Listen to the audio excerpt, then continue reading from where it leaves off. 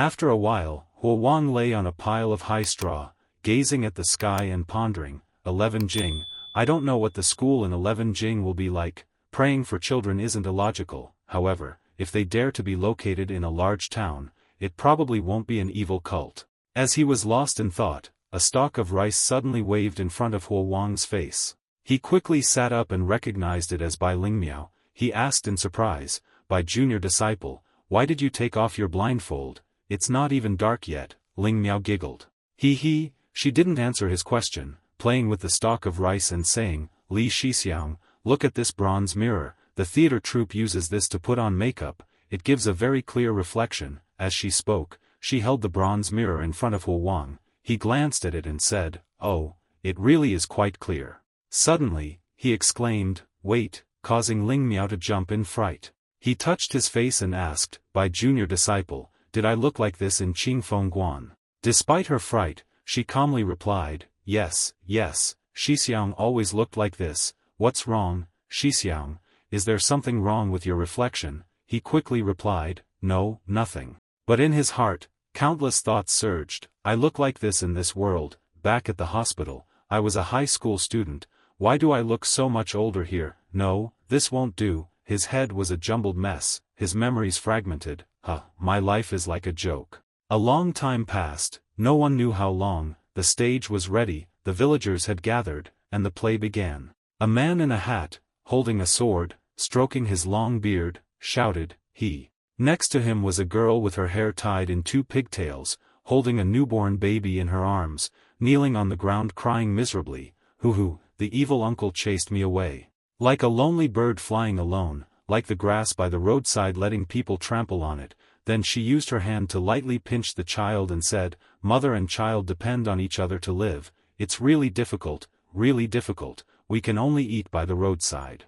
At this moment, the baby burst into loud cries, hoo. Everyone in the audience applauded in unison. Excellent. Huo Wang stood aside, looking up and thinking to himself, so this is how a traveling troupe performs, making money is hard work. Suddenly, the old man in costume looked down from the stage, oh, young Taoist master. Then he quickly ran down to where Huo Wang was standing, excitedly saying, my lord, young Taoist master, you've arrived just in time. Huo Wang asked, what's the matter? The old man clasped his hands and replied cautiously, my business has encountered a small problem, could I trouble you to help with something? Huo Wang said in bewilderment, troop leader, I don't know how to sing opera, I'm afraid I can't help you. The old man waved his hand and continued, no, you don't need to sing opera, young Taoist master, this is something you can help with. In this woolly gang, there's a wealthy family. Old master Hu of the Hu family just sent someone to ask me backstage to perform a ghost opera at his house. Hearing ghost opera, Huo Wang shouted, ghost opera, he wants you to sing to summon ghosts. He shouted so loudly that the old man jumped, oh my god, no such thing.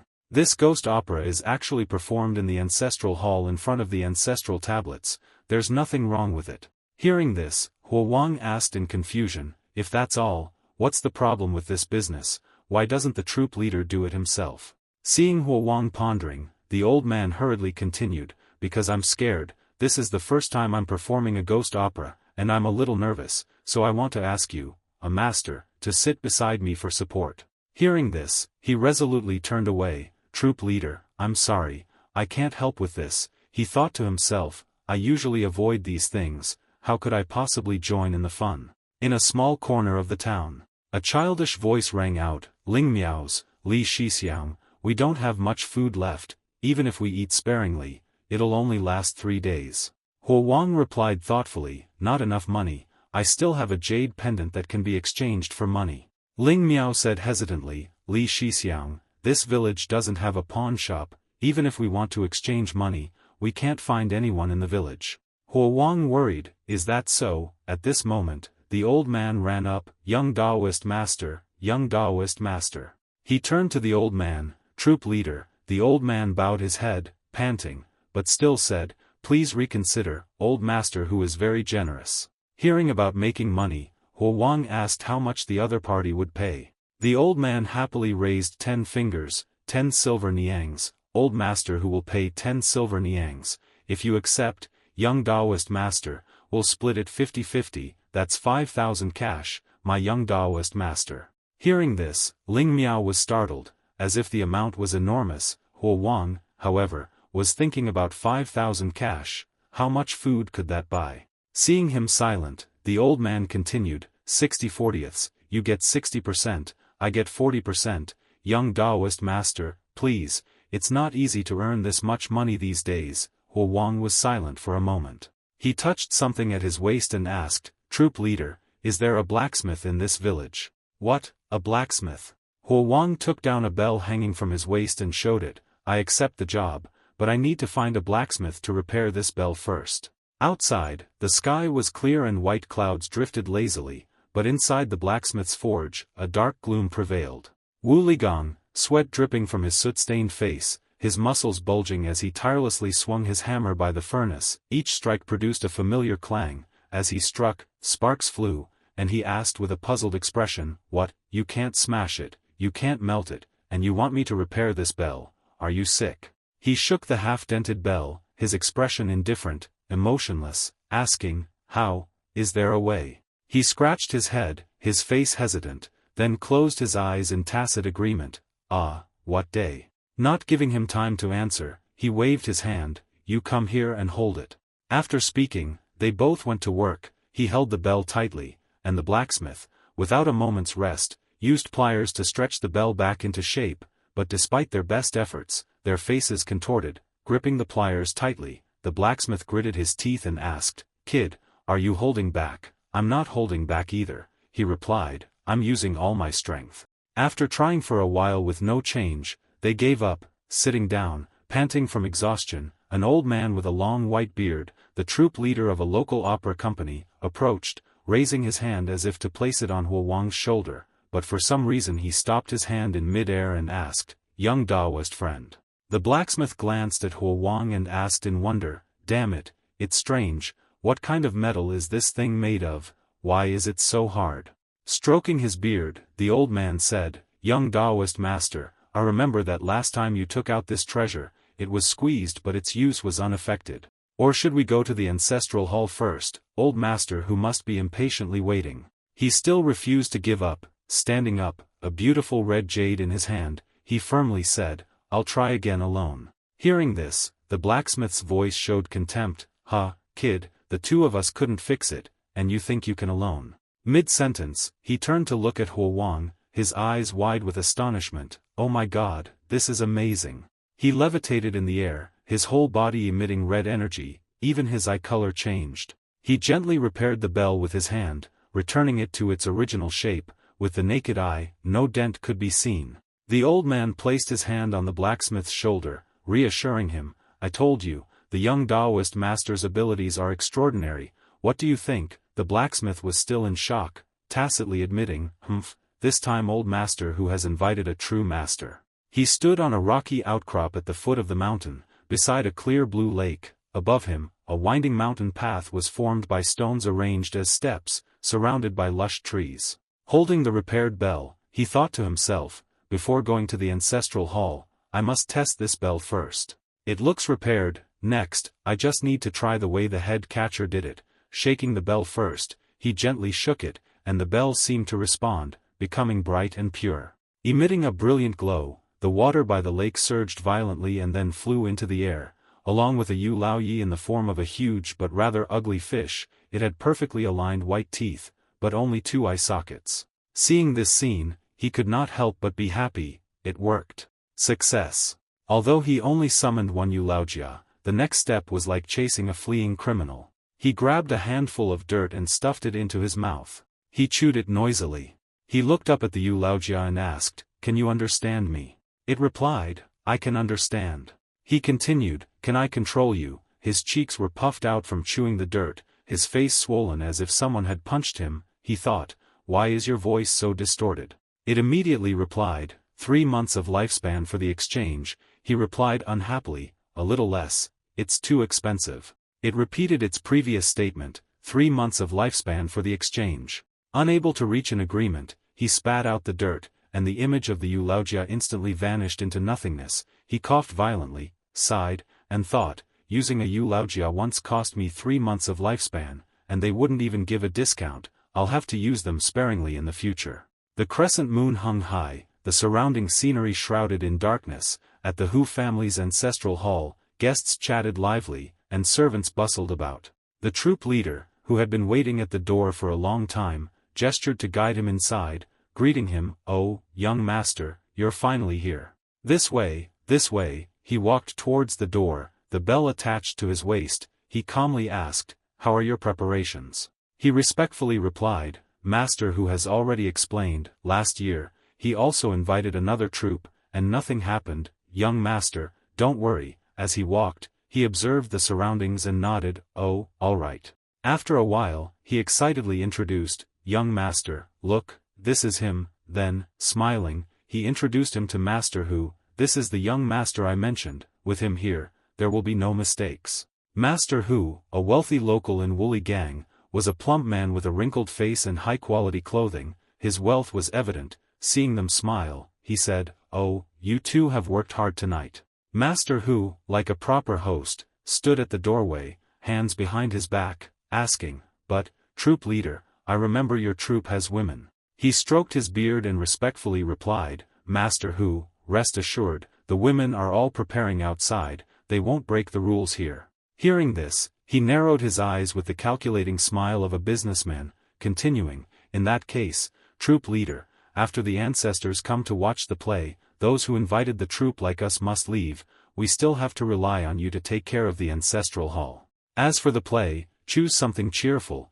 The ancestors said in their dreams that the underworld is too quiet and lonely, and they want to see something fun." He opened his hands to receive the instruction. "Yes, Master Hu." Receiving the satisfactory answer, Master Hu added, "Also, when the play begins, the living cannot speak to the actors, to avoid disturbing the ancestors." He assured Master Hu, "Rest assured, we absolutely won't break the rules." He stood silently beside the troop leader. He glanced around, assessing the situation. It didn't look like anything would happen. He hoped everything would go smoothly. Inside the ancestral hall, the play began. The troop leader controlled the music from behind a screen.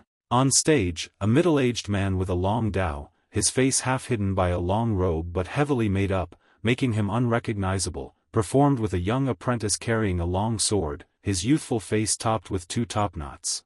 The song began, urging the emperor to drink and listen to the singer, helping him alleviate his sorrow. A wicked emperor and suffering people, a hero from the south to save the world. Since ancient times only the suffering of the people to achieve success, 10,000 bones of suffering. He stood guard outside the door. Looking inside, the Hu family's ancestral tablet was in the center. The two actors performed non-stop to the song. He mused, "The stage is lively, but the audience is silent, it's quite eerie." However, the song was quite interesting after listening for a while, but no matter how good the song is, listening to it all night will still make one sleepy. He scratched his head, yawning repeatedly, his eyes drooping. He tried to fight off sleepiness. He felt he'd become unusually sleepy since arriving. "Without getting paid for working, I can't sleep." Suddenly he woke up, his eyes shining as if he had discovered something unusual. "No, that's not right." "What?" The singing abruptly stopped. He turned, looked inside and called loudly, "Troop leader, why did you suddenly stop singing?" Receiving no reply, he opened the door and went inside, witnessing a terrifying sight. Blood red covered the ancestral hall. A white cat, 10 times larger than a normal cat, with red eyes, bared its teeth and grinned. "Good reward." He didn't recognize it. "It's that kind of monster again." The troop leader and two others trembled in fear in a corner, gold coins flying in the air. The child cried in fear. The father was scared, but fearing discovery, he suppressed his fear, covering his and the child's mouths. It had a cat-like face, but no fixed body, surrounded by red energy. Grinning gleefully, it approached the three hiding people, its voice deep. "Good." It ordered the three to continue singing as a reward. He still hadn't seen the three inside. Standing outside, he shouted, "Troop leader, couldn't the play be stopped tonight?" Hearing his voice, he stammered, "Little Taoist, this." He said more than, "Why are you still standing there? Don't stop, continue singing, the patron has rewarded you." Hearing that, the old man hurriedly entered. A gloomy atmosphere enveloped the room. The entire space was a vibrant crimson. The patron looked displeased at the group. Li Huowang stood, hands resting on his sword, his face stern as he ordered the troop leader, "Don't stop, continue singing, the patron has rewarded you." The aged troop leader looked up at him, then nodded to the other two. "Yes, young master, we'll sing immediately," they replied.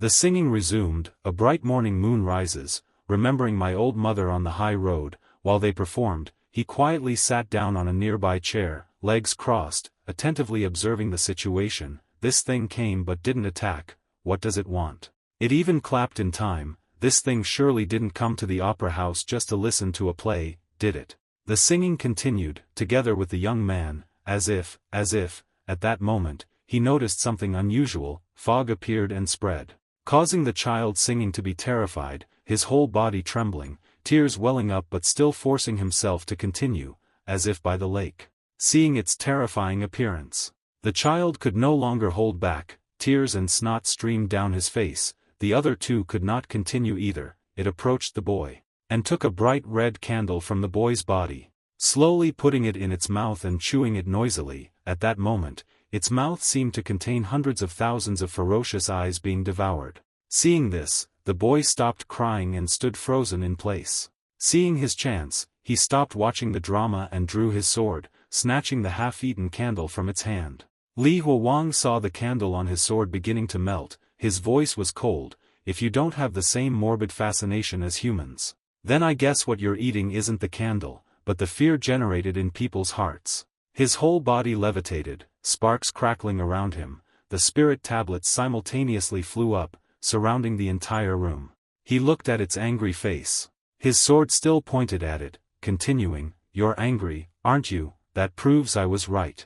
He then ordered, "Troop leader, don't stop. If the strong wind bothers your eyes, close them and sing." The three, though still terrified, said nothing, gritting their teeth and singing. The moon and stars have shifted, past the second watch. Restless sitting, restless lying, the Huinkok district has never abandoned its people. Summoned me with a golden tablet. Why, it enjoyed listening to the song, smiling and asking, he, tell me, do I look like a human or a god? Then it opened its mouth in a wide, ear-to-ear grin, its eyes glowing red like a demon's, raising a huge hand with long, sharp nails to grab him. Li Huang was faster, dodging the attack, swinging his sword at it. He answered, "I think you resemble a demon." The sword sliced through it, but it slowly healed, returning to its original form. It bared its teeth, its expression defiant. "What can you do to me?"